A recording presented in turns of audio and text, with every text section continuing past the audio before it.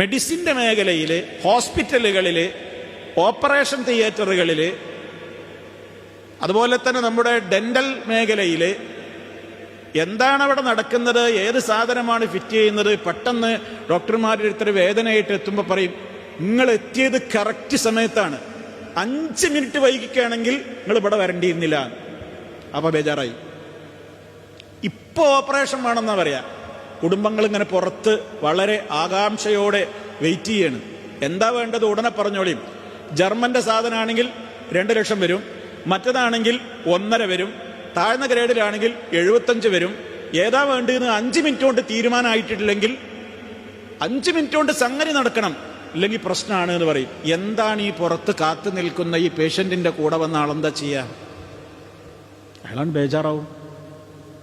ഇതൊക്കെ നമ്മളെ അനുഭവങ്ങളല്ലേ. ആട് ബേജാറാവാണ്. പിന്നെ അന്വേഷിക്കാനൊന്നും സമയമില്ല. ഇത് നിങ്ങളിപ്പോ എന്തെങ്കിലും കളിക്കണ്, ജീവൻ കൊണ്ടായി കളിക്കണ്. നിങ്ങൾ ഒരുപാട് നേരം ചർച്ച ചെയ്യാനൊന്നും നേരല്ല, 5 മിനിറ്റ് സമയം തരാൻ നിങ്ങൾക്ക് നിങ്ങൾ ആലോചിച്ചോളി എന്ന് പറയും. ഈ സാധുക്കൾ പുറത്ത് നിൽക്കുന്നു. 2 ലക്ഷത്തിന്റെ സ്റ്റണ്ട് ഇടേണ്ടത്, മറ്റേ 1.5 ഇടേണ്ടത്, 75ന്റെ ഇടേണ്ടത്, ജപ്പാന്റെ ഇടേണ്ടത്, അമേരിക്കന്റെ ഇടേണ്ടത്, ഏതാണ് ഇടുന്നത്? ഇവനോട് എന്ത് കൺഫ്യൂഷനാണ്. മൻ ഗശ്ശന ഫലൈസ മിന്ന. ചതി നടക്കുന്ന മേഖലയാണ്, വൻ വ്യവസായ മേഖലയാണ്, ചതിയുടെ മേഖലകളാണ്.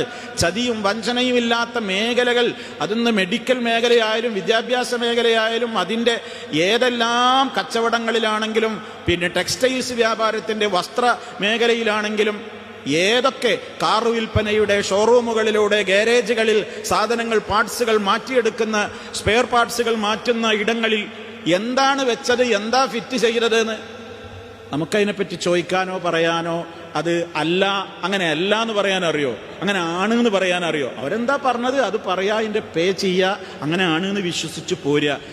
അതൊക്കെ ഈ ലോകത്ത് നടക്കും. പക്ഷേ റഹ്മാനായ റബ്ബിന്റെ കോടതിയിൽ അതവിടെ രേഖയായി. ഞാൻ ചതിക്കപ്പെട്ടോ, അതവിടെ രേഖയായി. എന്നെ ആരെങ്കിലും ചതിച്ചോ, അതവിടെ രേഖയായി. ഈ ലോകത്ത് പ്രശ്നമൊന്നും ഉണ്ടാവില്ല. ചതിക്കപ്പെട്ടോ ചതിക്കപ്പെട്ടു, ചതിച്ചോ ചതിച്ചു.